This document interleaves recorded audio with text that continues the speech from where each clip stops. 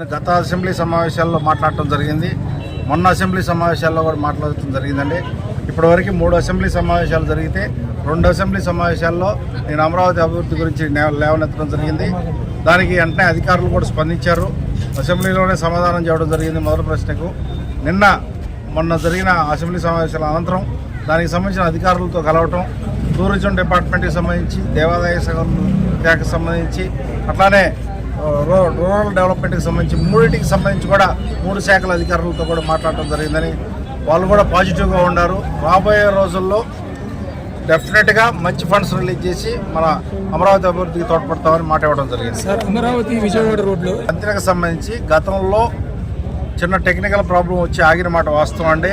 అది సెంట్రల్ గవర్నమెంట్కి, స్టేట్ గవర్నమెంట్కి సంబంధించిన రెండింటికి సంబంధించిన అంశం. ఇప్పుడు దానికి సంబంధించిన చిన్న అడ్డంకులన్నీ తొలగిపోయినాయి. ఇప్పుడు వర్క్ మొదలుపెట్టి త్వరితగతిన పూర్తి చేస్తారు. దాని వరకు ఇబ్బంది లేకుండా తొందరగా పూర్తి చేపిస్తారని ఈ సందర్భంగా మాటిస్తున్నారు. అందరికీ నమస్కారం.